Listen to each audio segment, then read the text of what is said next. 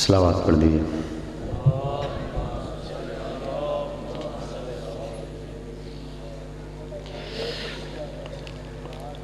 لا حول ولا قوة إلا بالله العلي العظيم۔ أعوذ بالله من الشيطان اللعين الرجيم۔ بسم الله الرحمن الرحيم۔ الحمد لله الذي لا يبلغ مدحته القائلون ولا يحصي نعماءه العادون ولا يؤدي حقه المجتهدون، الذي ليس لصفته حد محدود ولا نعت موجود، ثم الصلاة والسلام على أشرف الأنبياء والمرسلين وخاتم النبيين الملقب بطه وياسين، مولانا ومولى الثقلين جد الحسن والحسين محبوب رب المشرقين والمغربين أبي القاسم محمد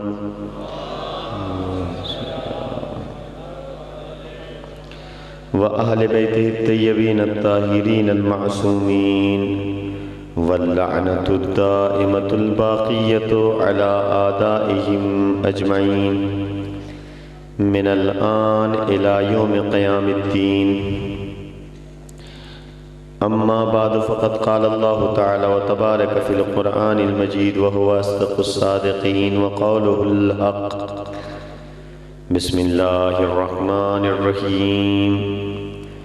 تبارك الذي بيده الملك وهو على كل شيء قدير، الذي خلق الموت والحياة ليبلوكم أيكم أحسن عملا وهو العزيز الغفور. صلوات پڑھ دیں۔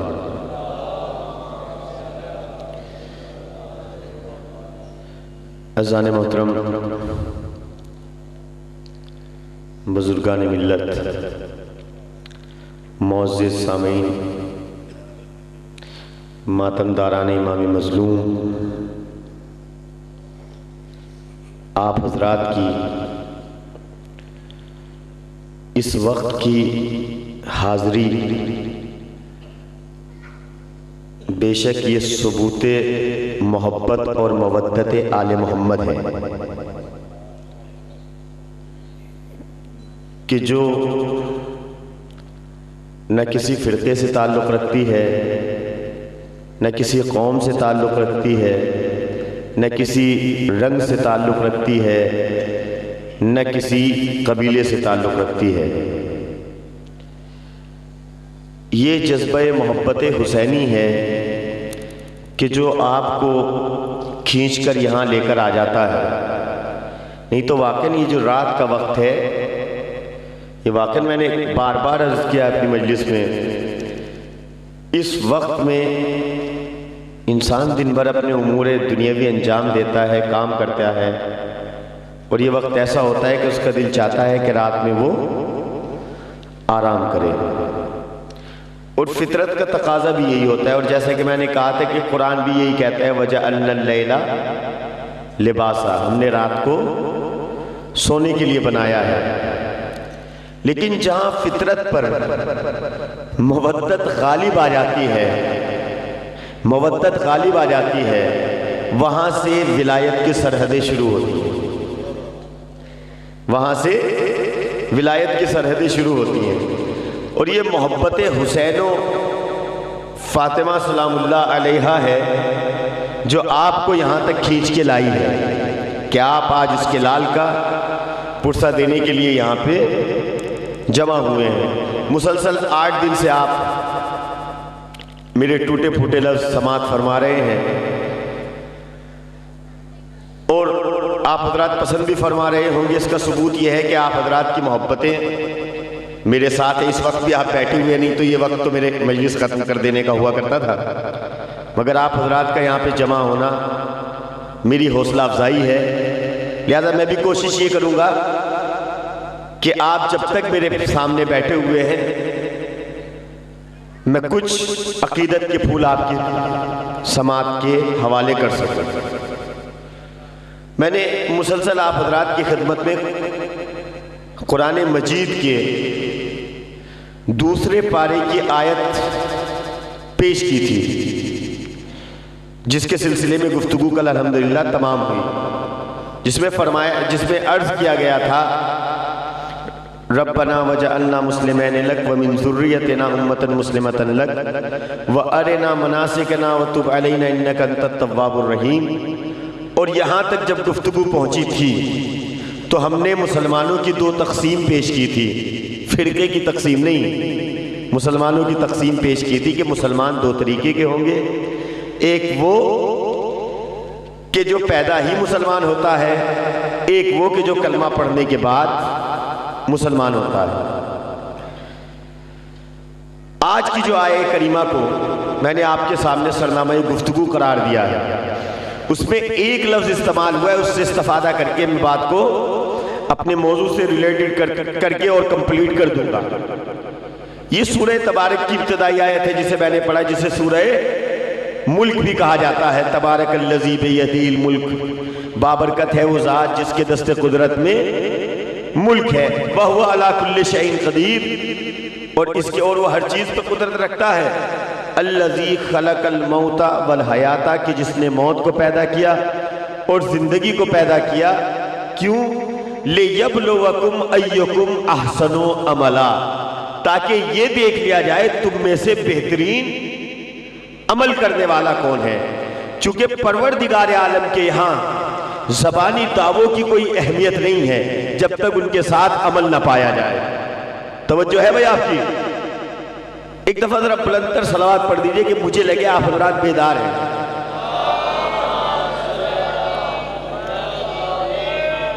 چونکہ مجھے اگر یہ لگتا ہے کہ آپ حضرات سو رہے ہیں تو پھر میرا بولنا عبث ہے، چونکہ ایک سوتے ہوئے کو نیند سے جگانا اچھی بات نہیں ہے بھائی، سونے کا وقت ہے، انسان کو سو جانا چاہیے، لیکن اگر آپ یہاں پہ بیٹھے ہیں تو بیداری کے ساتھ بیٹھیے تاکہ آپ کچھ لے کے جائیں۔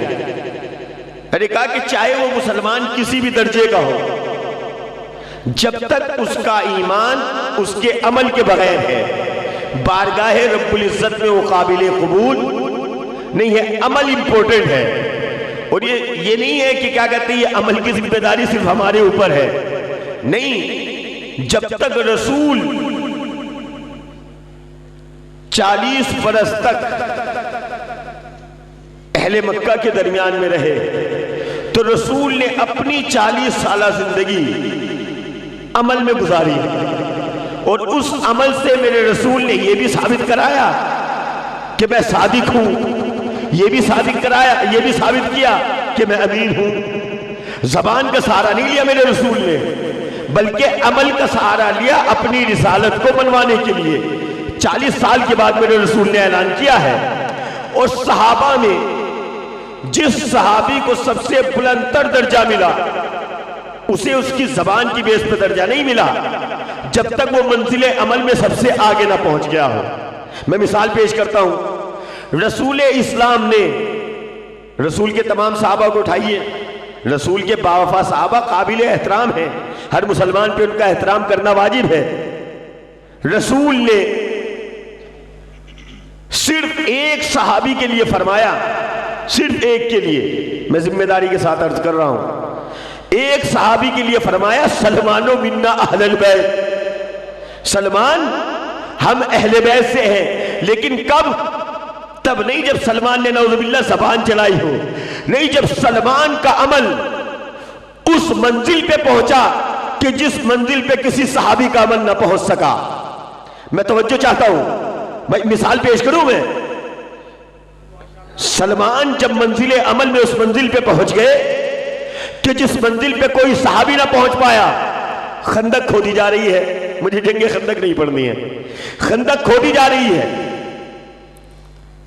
جتنی خندق مہاجرین نے کھودی، صحابہ ہیں میرے نبی کے، جتنی خندق مہاجرین نے کھودی اتنی خندق انصار نے کھودی۔ اللہ اکبر، جتنی خندق مہاجرین نے کھودی اتنی خندق انصار نے کھودی۔ آپ لفظوں کو بدل لیجئے، جتنی خندق انصار رسول نے کھودی اہل مدینہ نے، اتنی ہی خندق مہاجرین نے کھودی، اور جتنی خندق مہاجرین و انصار نے کھودی اتنی اکیلے سلمان نے کھودی، اتنی اکیلے سلمان نے کھودی۔ مہاجرین چاہتے تھے کہ سلمان کا عمل ہم میں مل جائے، مہاجرین نے کہا سلمان منا اہل البیت، سلمان منا، سلمان ہم میں سے ہے، تاکہ وہ سبقت کر جائیں انصار کے عمل پہ۔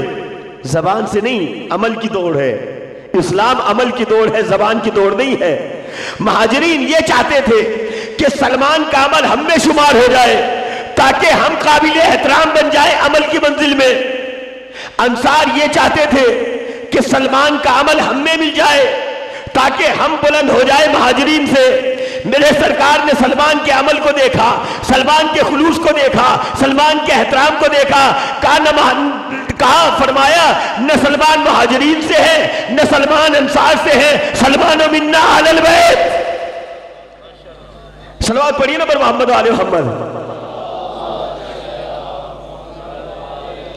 سلمانو منا اہل البیت، کب کہا سلمان کو سلمانو منا اہل البیت؟ جب سلمان کا عمل اصحاب میں سب سے زیادہ ہو گیا، یعنی سلمان کا عمل سب سے زیادہ، میں لفظوں کو بدل دوں۔ دیکھیں رسول نے جب سلمان کے لیے یہ فرمایا سلمانو منا اہل البیت، سلمان ہم اہل بیت سے ہیں، تو اس کے بعد رسول نے نسبت کو یک طرفہ رکھا، دو طرف کی نسبت نہیں دی۔ اس منزل کمال پہ پہنچنے کے بعد سلمان کے نسبت کو یک طرفہ رکھا، یہ فرمایا سلمان ہم اہل بیت سے ہیں، پلٹ کے یہ نہیں فرمایا کہ ہم بھی سلمان سے ہیں۔ اللہ اکبر، نسبت کو یک طرفہ رکھا، یعنی صحابیت منزل معراج پہ جب اس مقام پہ پہنچ جاتی ہے کہ جس مقام پر اس کے برابر کسی کا عمل نہ ہو، تو رسول نسبت کو یک طرفہ رکھتے ہیں اور کہتے ہیں یہ ہم سے ہے، تو اس کے عمل کی کیا منزل ہوگی جس کے لیے رسول فرمائے یہ مجھ سے ہے میں ان سے ہوں۔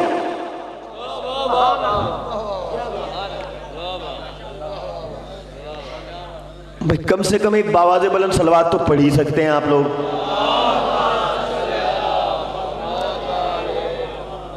تو اب ایک آہستہ سے صلوات پڑھ دیجئے۔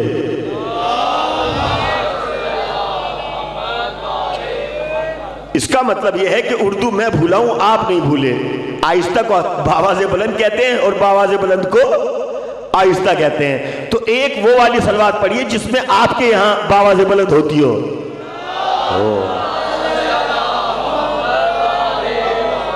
اور آپ میرے ساتھ بولتے رہیں گے تو مجھے ذرا پڑھنے میں آسانی رہے گی، چونکہ میرا وجود آپ جانتی ہیں کتنا ہے، تو آپ بولتے رہیں گے مجھے سارا ملتا رہے گا۔ کسی پہ اجبار نہیں کہ وہ زبردستی صلوات بھیجے، زبردستی نعرہ لگائے، یہ تو اپنے اپنے دل کی بات ہے۔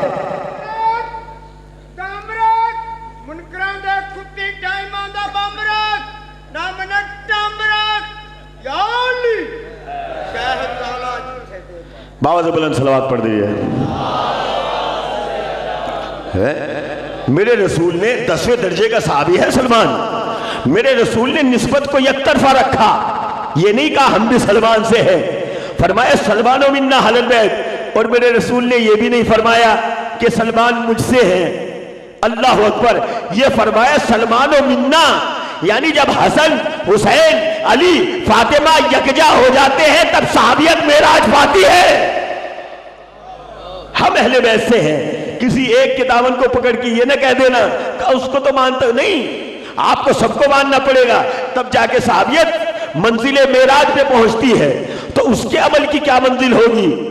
رسول نے جناب فاطمہ کے لیے فرمایا فاطمہ تو بس اتم منی، میں نے حدیث پڑھی تھی ایک، فاطمہ تو بس اتم منی، فاطمہ میرا پارے جگر ہے، اور پھر اس کے بعد متعدد ایسی حدیثیں ہیں کہ جس میں رسول نے کبھی علی کے لیے فرمایا، کبھی حسن کے لیے فرمایا، کبھی حسین کے لیے فرمایا، لیکن یہ جو فاطمہ کے لیے فرمایا ہے، یہ بڑا عجیب و غریب وقت تھا کہ میرے رسول نے اس عمل کو انجام دیا۔ میں توجہ چاہتا ہوں آپ کی، آپ بیدار رہیں گے تو بات آپ تک پہنچ جائے گی۔ بڑا عجیب و غریب عمل ہے میرے رسول کا۔ عرب کا وہ ماحول، یہ کہتے ہیں کہ یہاں اس سے پہلے علماء کو امامے میں دیکھنے کے بعد لوگ اٹھ کے چلے جاتے تھے، ایسے یہ بھائی یعنی پسند نہیں کرتے تھے۔ اسی طریقے سے یہ جو ماحول ہوتا ہے نا، اس کا بڑا اثر ہوتا ہے۔ میں توجہ چاہتا ہوں آپ کی۔ یہ کہتے ہیں کہ یہ ماحول دھیرے دھیرے علماء قریب آئے ہیں۔ عوام سمجھے کہ نہیں علماء بہتر ہوتے ہیں، نہیں تو علماء کو دیکھ کے پبلک چلی جاتی تھی۔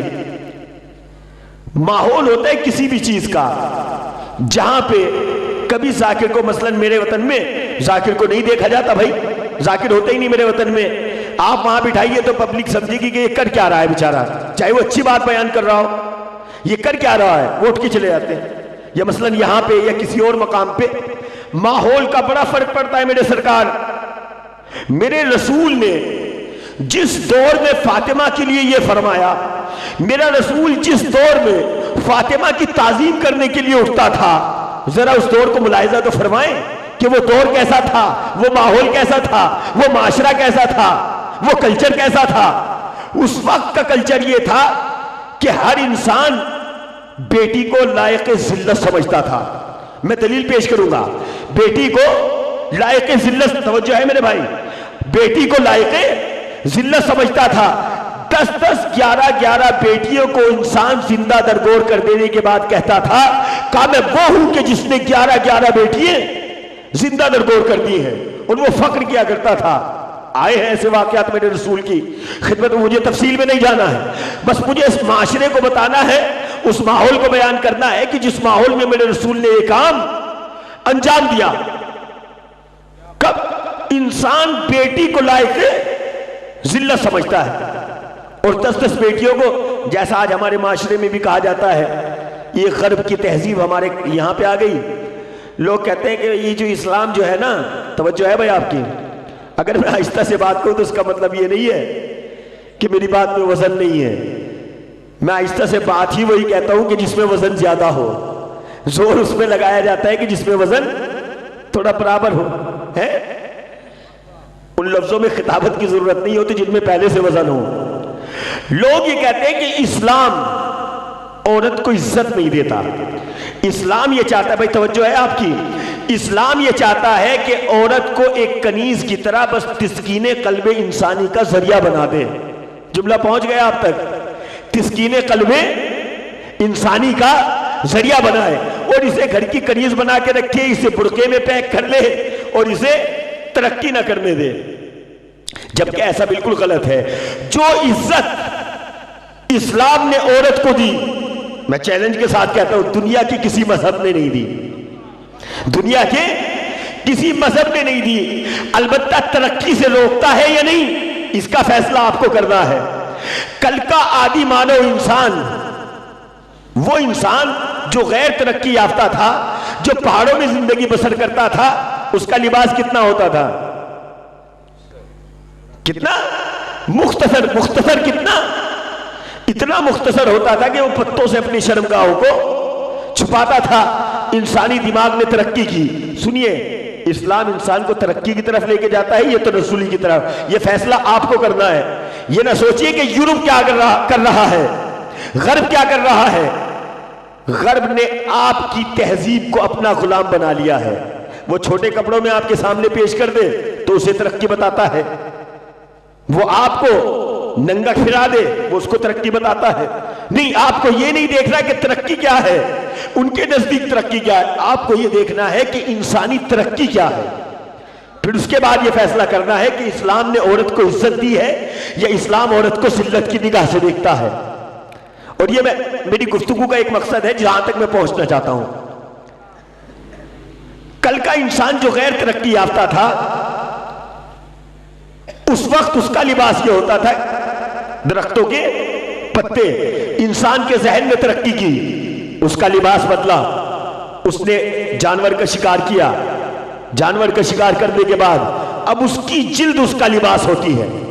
اللہ اکبر. پہلے لباس کیا تھا؟ پتے، مختصر لباس. آگے بڑھا انسان، ترقی کی، لباس کیا ہوا؟ جانور کی جلد. انسان نے اور ترقی کی، کوٹن کو پیدا کیا، کپاس، آپ کے کپاس ہی کہتے ہیں نا بھائی، کپاس پیدا کی، سوت بنایا، سوت کے دھاگوں کا لباس بنایا، سوت کے دھاگوں کا لباس بنایا. مگر یہ لباس یہ گرمی میں بھی پہنتا تھا، سردی میں بھی پہنتا تھا، برسات میں بھی پہنتا تھا، یعنی اس کے تمام موسم کا لباس ایک ہوتا تھا. اب انسانی ذہن نے اور ترقی کی، اب سردی کا لباس الگ ہے، گرمی کا لباس الگ ہے، برسات کا لباس رین کوٹ الگ ہے. یعنی جیسے جیسے انسانی وجود نے ترقی کی، انسانی عقل آگے بڑھی، انسان کا لباس بڑھا یا کم ہو گیا؟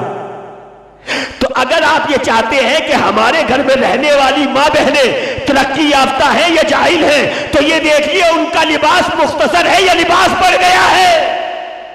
اگر لباس بڑھا تو سمجھ لیجیے ماں بہنیں ترقی یافتہ ہیں، اور اگر لباس چھوٹا ہوتا جا رہا ہے تو آپ چاہے کہتے رہیے کہ تو بھائی ترقی کا لباس ہے، لیکن اصل میں آپ اس کی طرف پلٹ رہے ہیں کہ جو ابتدائی اسلام غیر ترقی یافتہ تھا، یعنی مختصر لباس. رہا پردے کا سوال تو اس کا بھی سن لیجئے تاکہ میں اپنی گفتگو کو آگے بڑھا دوں. پردہ کیا ہوتا ہے؟ کسے کہتے ہیں پردہ؟ فائدہ کیا ہے اس کا؟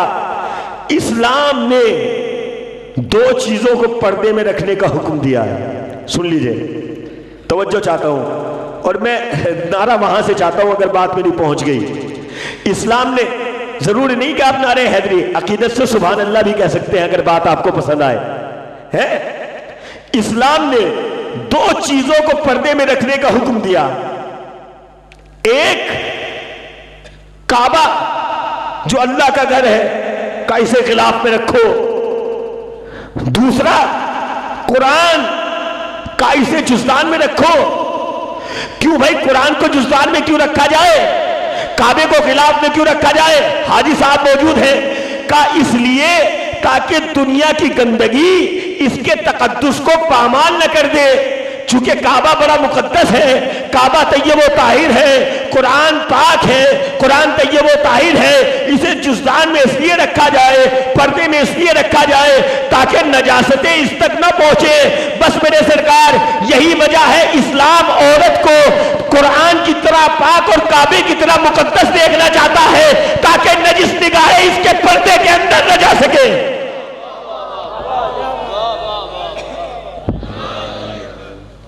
بھئی وہاں سے نعرہ نہیں لگایا کسی نے، اس کا مطلب یہ ہے کہ وہاں بات نہیں پہنچی نا بھائی. عقیدت سے سبحان اللہ ہی کہہ دیجئے میرے سرکار، اتنی تو اجرت بنتی ہے میری.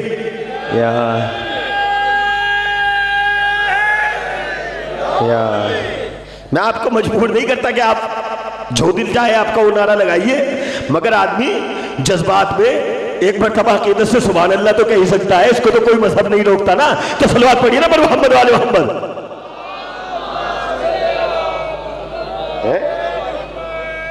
کا اسلام عورت کو قرآن کی طرح پاک دیکھنا چاہتا ہے اور کعبے کی طرح مقدس دیکھنا چاہتا ہے.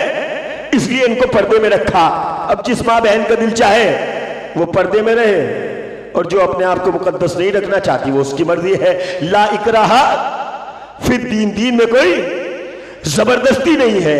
مگر چادر زینب پہ رونے سے پہلے یہ ضرور دیکھ لینا کہیں میں بازاروں میں تو نہیں پھرتی ہوں. چادر پہ رونے سے پہلے یہ ضرور دیکھ لینا کہ کہیں میرا کردار بازاری تو نہیں ہو گیا ہے. اللہ اکبر. اور یہ پیغام اگر یہاں سے نہیں پہنچایا جائے گا تو پھر کہاں سے پہنچایا جائے گا؟ تو رسول نے ایسے ماحول میں کہ جہاں عورت کو زندہ درگور کر دینے کو فخر سمجھا جا رہا تھا، جہاں بیٹی کو لائق ذلت سمجھا جا رہا تھا، میں توجہ چاہتا ہوں میرے بھائی ادھر متوجہ رہیے، جہاں بیٹی کو لائق ذلت سمجھا جاتا تھا، میرے رسول نے ایسے ماحول میں فاطمہ کی تعظیم کر کے بتایا تھا کہ دیکھو بیٹی لائق ذلت نہیں ہوتی بلکہ باعث رحمت ہوا کرتی ہے.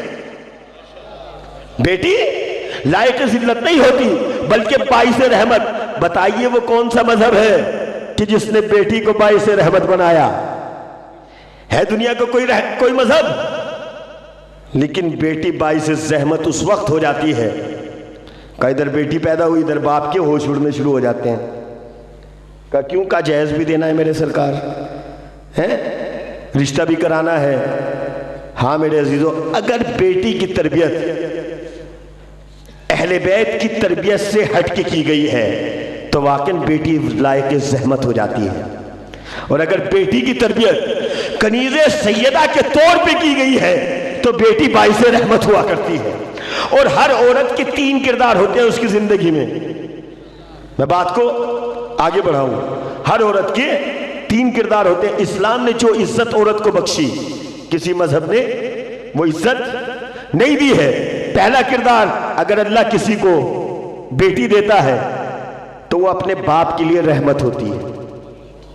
باپ مشرک ہو، کافر ہو، مومن ہو، وہ اپنے باپ کے لیے، یہ قانون قدرت ہے، وہ اپنے باپ کے لیے رحمت ہوتی ہے۔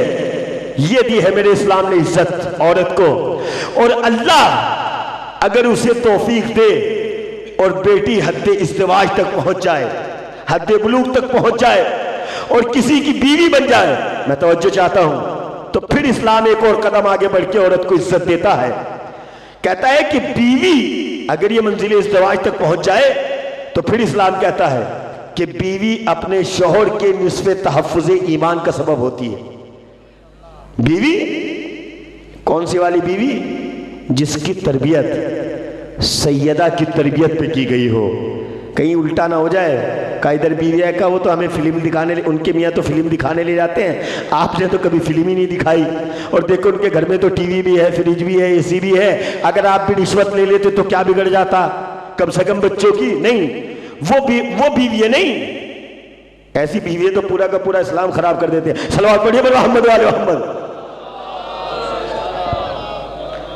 اسلام نے ایک قدم اور آگے بڑھایا کہ اگر یہ منزل ازدواج کو پہنچ جائے تو اپنے شوہر کے آدھے ایمان کا محافظ ہوتی ہے عورت۔ 2 رکعت نماز بغیر شادی شدہ کی 2 رکعت کے برابر ہے، 2 رکعت نماز شادی شدہ انسان کی 4 رکعت کے برابر ہے۔ یہ اسلام نے عزت دی ہے عورت کو کہ اگر یہ منزل ازدواج تک پہنچ جائے تو اپنے شوہر کے نصف تحفظ ایمان کا سبب ہوتی ہے۔ اسلام نے ایک قدم اور آگے بڑھایا کہ دنیا کے تمام مسائل کو ختم کر دیا جائے۔ ایک اور قدم آگے بڑھایا کہ اگر یہی بیوی ماں بن جائے، اگر یہی بیوی ماں بن جائے تو اپنے بچوں کے لیے سبب جنت قرار پاتی ہے۔ ماں کے پیروں کے نیچے جنت رکھی ہے اسلام نے، کہ گھر سے باہر تو نکال سکتے ہو ماں کو، لیکن اس کے پیروں کے نیچے سے جنت نہیں کھینچ سکتے۔ اگر جنت چاہیے تو ماں کا احترام کرنا پڑے گا، اگر جنت چاہیے تو ماں کا احترام کرنا پڑے گا۔ پہلے مرحلے میں بیٹی اپنے باپ کے لیے رحمت ہوتی ہے، اگر بیٹی ہو، بیوی ہو جائے تو اپنے شوہر کے نصف تحفظ ایمان، بات پہنچ رہی ہے بھائی آپ تک، اپنے شوہر کے نصف تحفظ ایمان کا سبب ہوتی ہے۔ اور اگر ماں بن جائے تو اپنے بچوں کے لیے جنت کا سبب پاتی ہے۔ میرے رسول نے جس بیٹی کی تعظیم کی اس کا مرتبہ دیکھیے، فاطمہ اپنے اس باپ کے لیے رحمت کا سبب بنی جو خود رحمت للعالمین بن کر آیا تھا۔ فاطمہ اپنے اس باپ کے لیے رحمت بنی جو خود رحمت للعالمین بن کر آیا تھا، اور اپنے اس شوہر کے نصف تحفظ ایمان کا سبب بنی جو خود کل ایمان تھا۔ اللہ اکبر،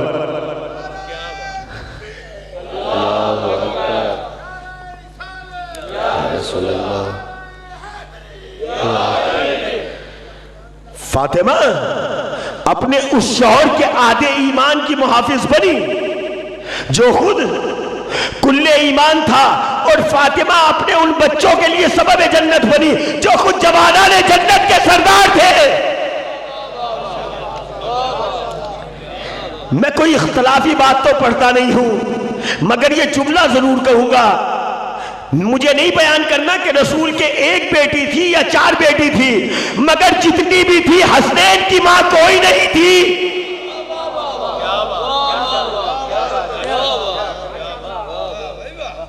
مگر جتنی بھی تھی حسنین کی ماں ایک ہی تھی۔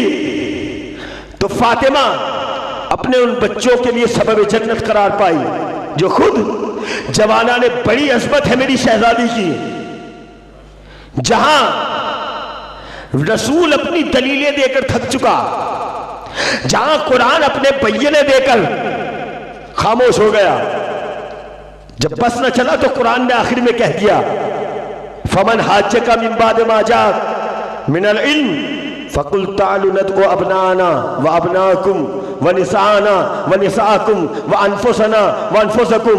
باطل اڑا ہوا ہے اپنے باطل عقیدے پر، میں توجہ چاہتا ہوں، باطل اپنے عقیدے باطل پہ اڑا ہوا ہے، کہہ رہا ہے کہ عیسیٰ اللہ کا بیٹا ہے۔ قرآن نے دلیل پیش کر دی، کہا بھائی عیسیٰ کی مثال بالکل ایسی ہے جیسے آدم کی مثال ہے۔ کہا اگر اللہ آدم کو بغیر ماں باپ کے پیدا کر سکتا ہے تو عیسیٰ کو بغیر باپ کے پیدا نہیں کر سکتا۔ باطل اڑا ہوا ہے اپنے باطل عقیدے پر۔ میں نے ایک جملہ کہا ہے، ذرا یاد رکھیے گا، میں اختلافی بات پڑھنے کا عادی نہیں ہوں، میں تمام مسلمانوں کی طرف سے پڑھ رہا ہوں۔ تمام مسلمان آپس میں بھائی ہیں، اپنے بھائی چارے کو قائم رکھنا چاہیے اور مل کے سیدہ کے لال کا پرتھا دینا چاہیے۔ کوئی بھی مسلمان، میں نے عرض کیا تھا، کوئی بھی مسلمان سینہ ٹھوک کے یہ کہہ ہی نہیں سکتا کہ میں اہل بیت کا دشمن ہوں، اور یہ میں چیلنج کے ساتھ کہہ رہا ہوں کہ کوئی مسلمان اہل بیت کا دشمن نہیں ہو سکتا، اور اہل بیت کا دشمن کوئی مسلمان نہیں ہو سکتا، نہیں ہو سکتا، نہیں کہہ سکتا کوئی کہ میں اہل بیت کا نعوذ باللہ دشمن ہوں۔ لہذا جب میں دشمنوں کی بات کروں تو کسی کا ذہن یہ نہ جانا چاہیے کہ خدا نخواستہ میں کسی سنی بھائی کو کہہ رہا ہوں یا میں کسی فلاں بھائی کو، نہیں، دشمن اسلام مسلمان نہیں ہوتا ہے، یہ تو ہمارے بھائی ہیں۔ آیت اللہ سیستانی نے فرمایا ہے کہ یہ جو اہل سنت والجماعت ہیں، اور آج عراق میں فتح ہمارے اتحاد کی ہی وجہ سے ہوئی ہے، نہیں تو دنیا ہمیں اکھاڑ کے پھینک دیتی آپس میں لڑانے کے بعد۔ کہا کہ یہ تو ہمارے دل اور جان ہیں، ہمیں ان کی حفاظت کرنا چاہیے۔ تو میں توجہ چاہتا ہوں، باطل اپنے باطل پہ اڑا ہوا ہے، کہتا ہے کہ عیسیٰ اللہ کے بیٹے ہیں، رسول نے دلیلیں پیش کر دی، قرآن نے دلیلیں پیش کر دی، آیت آ گئی، کہا بس اب اس کا ایک ہی طریقہ ہے، اب اس کا ایک ہی طریقہ ہے، میرے رسول ان سے کہہ دو فَمَنْ حَاجَّكَ مِنْ بَعْدِ مَا جَاءَكَ مِنَ الْعِلْمِ، میرے رسول اگر علم کی دلیل آنے کے بعد بھی یہ کٹ حجتی کرتے ہیں تو آپ ان سے کہیے فَقُلْ تَعَالُوا نَدْعُوا أَبْنَاءَنَا، تم اپنے بیٹوں کو بلاؤ، ہم اپنے بیٹوں کو بلاتے ہیں، تم اپنی عورتوں کو بلاؤ، ہم اپنی عورتوں کو بلاتے ہیں، تم اپنے نفسوں کو بلاؤ، ہم اپنے نفسوں کو بلاتے ہیں، اور اس کے بعد مباہلہ کرتے ہیں، جھوٹوں پہ اللہ کی لعنت کرتے ہیں۔ یہ قرآن کہہ رہا ہے بھائی، یعنی اس کا مطلب جھوٹوں پہ لعنت کرنا سنت قرآن ہے۔ لیکن جب آپ کسی پہ لعنت کرتے ہیں تو یہ ضروری نہیں آپ میرا نام لے کے، اس کا نام لے کے، اس کا نام لے کے کہیں۔ لعنت اپنے مستحق کو خود تلاش کر لیتی ہے۔ لعنت، میں دلیل پیش کر رہا ہوں، اپنے مستحق کو خود تلاش کر لیتی ہے۔ جو جھوٹا ہے اس پہ اللہ کی لعنت۔ رسول نے کہہ دیا کہ کل مباہلہ ہوگا، سلمان جاؤ، جانے کے بعد میدان مباہلہ میں خیمہ نصب کر دو۔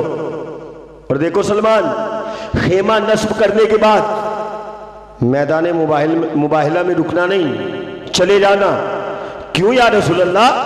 10ویں درجے کا صحابی ہے سلمان کا، سلمان اس لیے کہ وہاں جھوٹوں پہ لعنت ہوگی، اور جس نے اپنی زندگی میں کبھی بھی جھوٹ بولا ہوگا لعنت اس کا مقدر بن جائے گی، لعنت اس کا مقدر بن جائے گی۔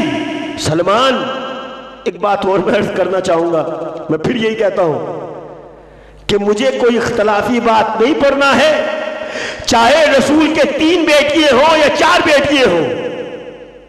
آیت میں گنجائش تھی، رسول صرف ایک بیٹی کو لے کر گئے ہیں، آیت میں گنجائش ہے، بیٹوں میں گنجائش ہے، جمع کا لفظ آیا ہے، جمع کا صیغہ استعمال ہوا ہے، فَقُلْ تَعْلُوا أَبْنَاءَنَا، یعنی کم سے کم 3 بیٹے آ سکتے تھے، لیکن رسول حسن اور حسین کو لے کر گئے۔ نفسوں میں گنجائش تھی، لیکن رسول صرف علی کو لے کر گئے۔ اور جتنی حدیثیں ہیں اہل بیت کی شان میں، جتنی حدیثیں ہیں، جتنی آیتیں ہیں، میں توجہ چاہتا ہوں، بڑا عجیب و غریب جملہ عرض کرنے جا رہا ہوں، اگر آپ کی توجہ ادھر ادھر ہوئی تو جملہ مس ہو جائے گا۔ ہر آیت میں، ہر حدیث میں مسلمانوں کے درمیان اختلاف ہو جاتا ہے۔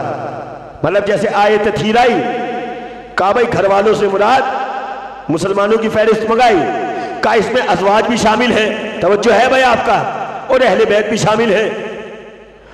دوسری آیت، دوسری حدیث، حضور نے فرمایا انا مدینۃ العلم والیم بابھا، کہا بھائی اگر علی دروازہ ہے تو صحابہ اس کی دیواریں ہیں، چھت۔ مطلب ہر حدیث میں کہیں نہ کہیں تھوڑا بہت اختلاف نظر آ جاتا ہے، ہر آیت میں مصداق میں تھوڑا بہت اختلاف نظر آ جاتا ہے، مگر اللہ اکبر، آیے مباہلہ ایک ایسی آیت ہے جس میں کسی مسلمان نے شامل ہونا تو دور کی بات، کبھی کھڑکی سے داخل ہونے کی بھی کوشش نہیں کی۔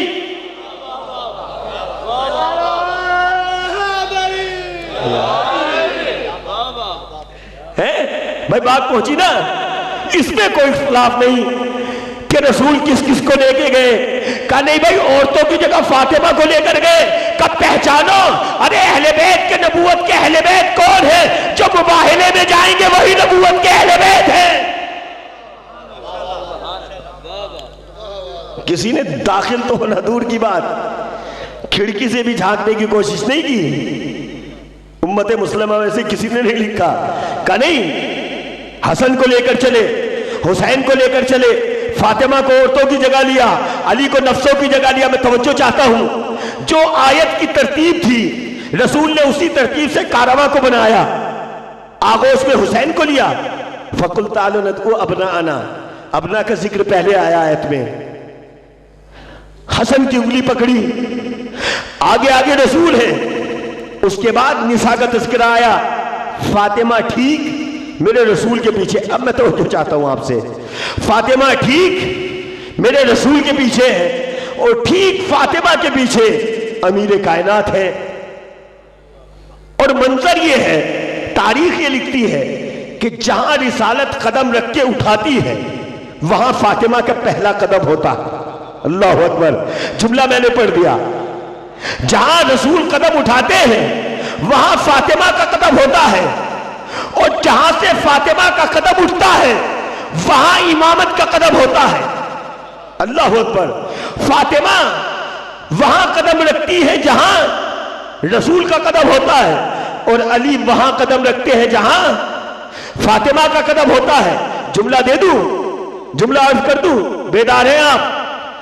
فاطمہ اس مرکز کو کہتے ہیں، فاطمہ اس نقطہ اعتدال کو کہتے ہیں کہ جو رسالت و امامت کے درمیان میں اس منزل پہ ہے کہ اگر ایک قدم آگے بڑھا دے تو رسالت کو پا لیتی ہے، ایک قدم پیچھے ہٹا لے تو امامت کو پا لیتی ہے۔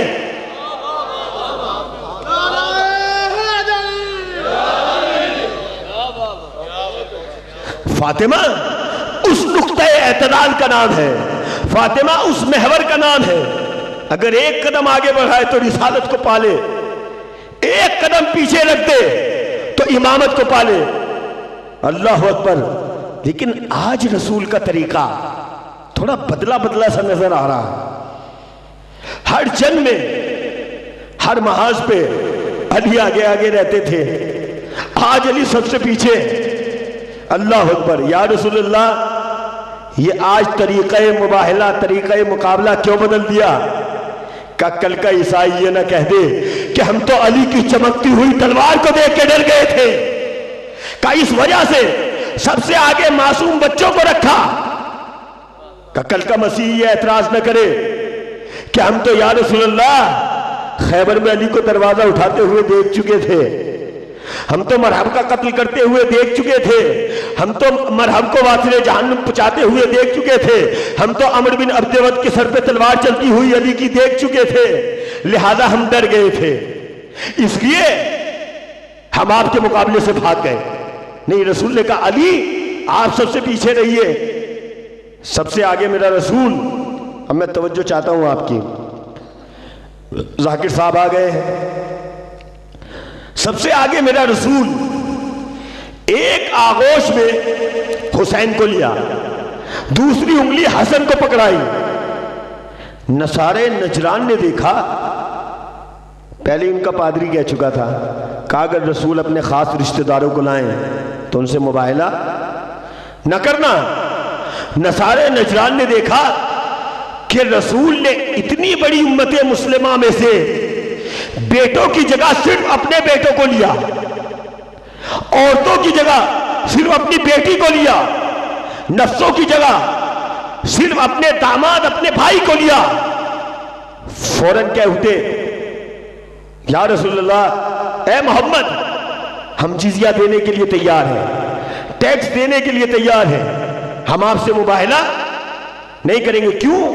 کیونکہ ہم ایسے چہرے دیکھ رہے ہیں کہ اگر یہ پہاڑ کی طرف اشارہ کر دیں تو پہاڑ، اتنا ہی آسانی سے سننے کا جملہ تھا یہ، اگر یہ پہاڑ کی طرف اشارہ کر دیں تو پہاڑ، تو اب نہ کہنا کہ میرا امام آئے گا تو توپوں کے مقابلے کیسے کرے گا، بموں کے مقابلے کیسے کرے گا، اما یہ اشارہ کریں گے پہاڑ اپنی جگہ چھوڑ دیں۔ کہ ذوالفقار کیا کرے گی؟ ذوالفقار وہی کرے گی انشاءاللہ، پھر کبھی بتایا جائے گا۔ پہنچے نصارہ نجران نے، کہا ہم ایسے چہرے دیکھ رہے ہیں، اگر انہوں نے بد دعا کر دی تو نسل عیسائیت ختم ہو جائے گی، مسیحی مذہب ختم ہو جائے گا۔ انہوں نے مباہلہ نہیں کیا، جزیہ طے کر دیا۔ اب میں آپ سے پوچھنا چاہتا ہوں، نصارے نجران نے مباہلہ نہیں کیا، جزیہ مانگ لیا کہ جزیہ دیں گے، ٹیکس دیں گے، مباہلہ نہیں کریں گے، تو اب آپ مجھے یہ بتائیے کہ ان پہ اللہ کی لعنت ہوگی یا نہیں؟ اللہ کی لعنت، شرماتے کیوں ہے بھائی؟ نہیں ہوگی۔ کیوں؟ چونکہ رسول اور اس کے اہل بیت سے مباہلہ نہیں کیا، یعنی اللہ کی لعنت اس پہ ہوتی ہے جو ان کے مقابلے پر آ جاتا ہے۔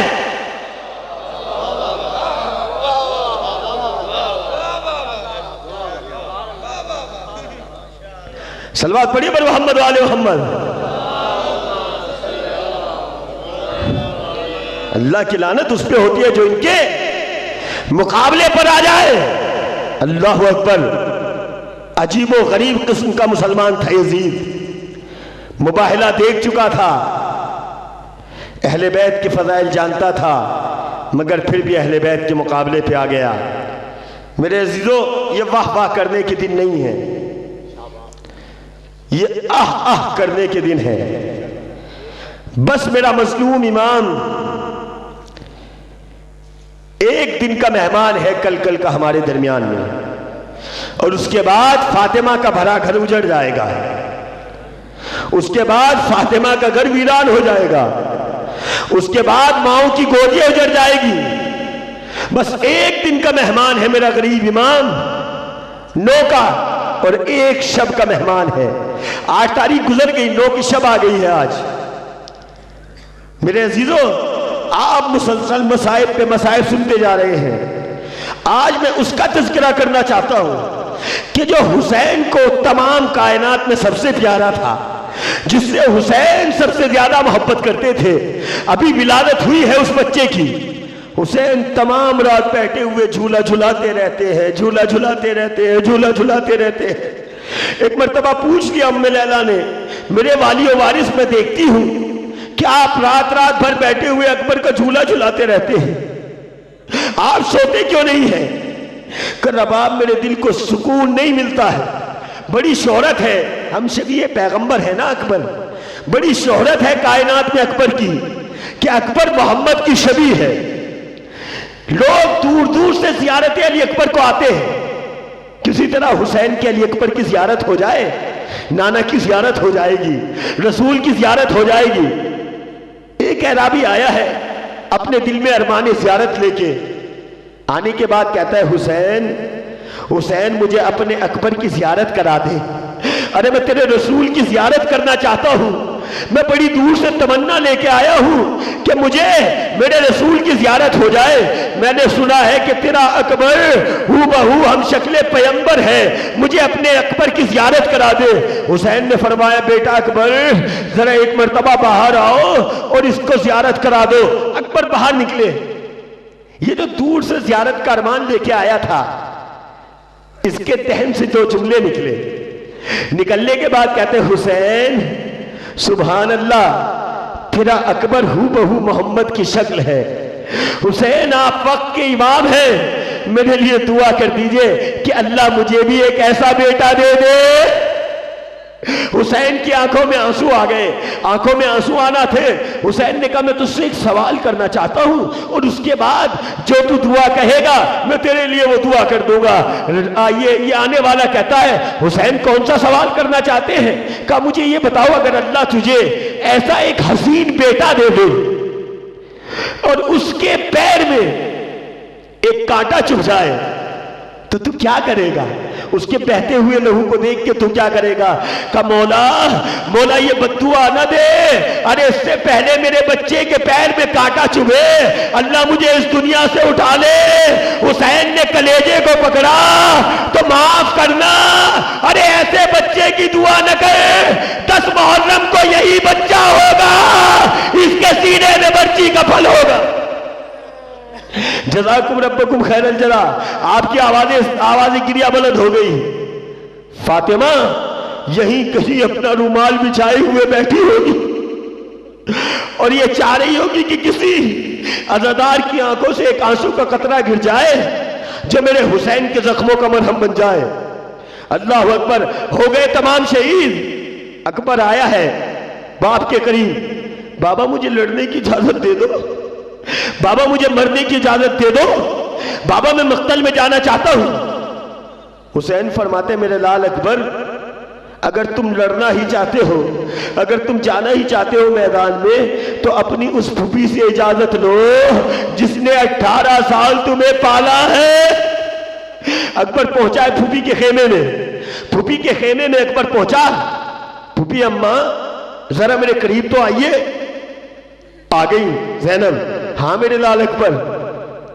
پھوپھی اماں آپ مجھے یہ بتائیے کہ آپ کو اپنا بیٹا پیارا ہے یا سیدہ کا بیٹا پیارا؟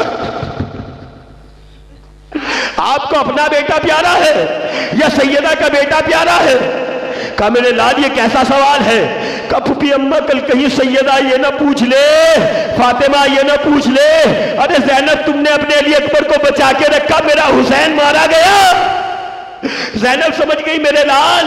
ارے میں سمجھ گئی اگر تمہیں لڑنے کے لیے جانا ہے تو اپنی ماں سے اجازت لو. اللہ اکبر. اکبر پہنچے ماں کے خیمے میں.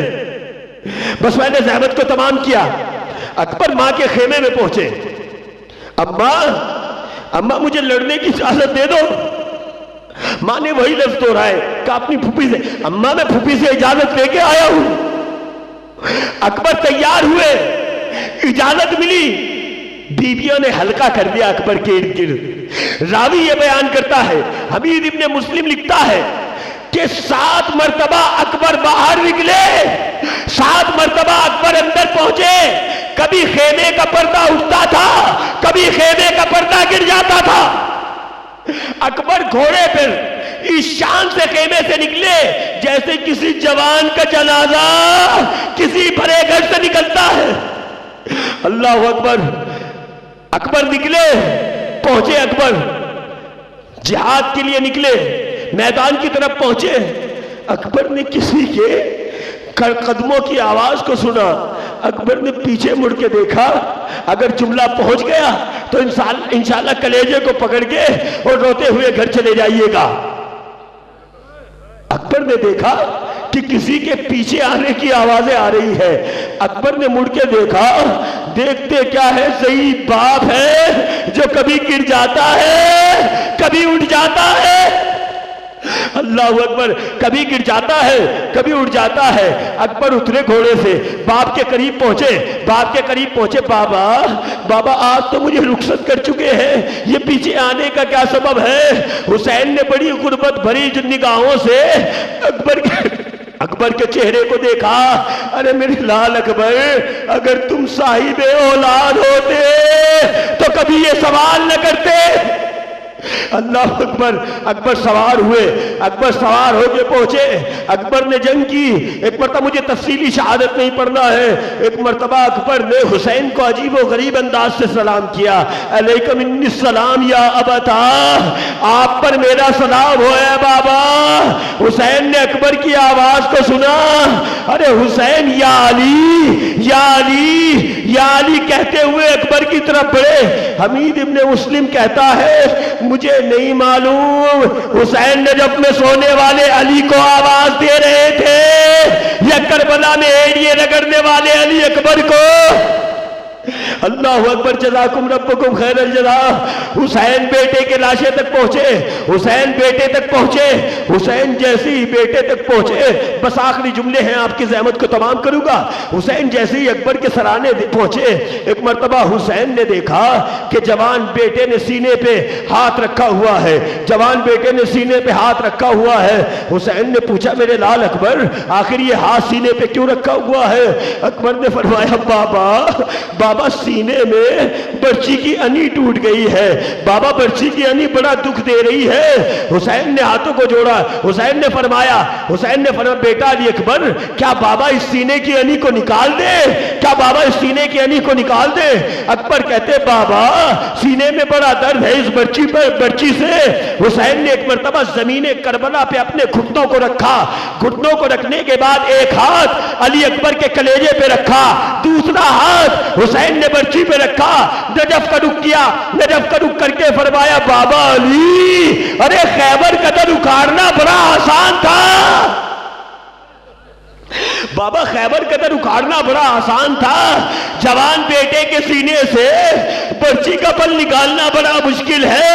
اب جو یا علی کہہ گئے، ارے حسین نے برچی کو نکالا، اکبر کا کلیجہ برچی کے ساتھ آ گیا، خون کا فوارہ چھٹا، اکبر دنیا سے رخصت ہو گیا، حسین غریب ہو گیا۔ لا لعنت اللہ القوم الظالمین سیعلم الذین ظلموا ان ينقلبون منقلبون۔ الہی بحق الزہرا و ابیہا و بعلہا و بنوہا وسر المستعود فیہا ربنا تقبل منا انکا انت السمیع العلیم۔ 5 مرتبہ میرے ساتھ ذرا مجیب پڑھ دیجئے سب مل کے، جتنے سنی شیعہ بھائی بیٹھے ہوں۔ بسم اللہ الرحمن الرحیم۔ امن یجیب المضطر اذا دعا ویکشف السوء، آواز کے ساتھ پڑھیے، امن یجیب المضطر اذا دعا ویکشف السوء، امن یجیب المضطر اذا دعا ویکشف السوء، امن یجیب المضطر اذا دعا ویکشف السوء، امن یجیب المضطر اذا دعا ویکشف السوء۔ اللہم صلی علی محمد و آل محمد۔ میرے معبود، تجھے اس ذکر کا واسطہ، تجھے ان روتی ہوئی آوازوں کا واسطہ، تجھے اس ذکر کا واسطہ، اس ذکر کے صدقے میں سید عزیز الحسن صاحب کو شفائے کاملہ عطا فرما، اور جو مومنین بیمار ہیں انہیں شفائے کاملہ عطا فرما، جو مقروض ہیں ان کے قرضوں کو عطا فرما۔ میرے معبود، جو بے جرم و خطا قید ہیں سید سجاد کے صدقے میں انہیں قید سے رہائی عطا فرما۔ میرے معبود، جو اپنے وطن سے دور ہیں انہیں سالماً غانماً ان کے وطن میں واپس پلٹا، جو مقروض ہیں ان کے قرضوں کو عطا فرما۔ میرے معبود، ہم میں سے جو بے اولاد ہیں جناب علی اصغر کے صدقے میں انہیں اولاد نرینہ عطا فرما۔ میرے معبود، زمانہ بڑا پرآشوب آ گیا ہے، اب اپنی آخری حجت کے ظہور میں تعجیل فرما، تعجیل فرما، تعجیل فرما۔ وآخر دعوانا ان الحمدللہ رب العالمین۔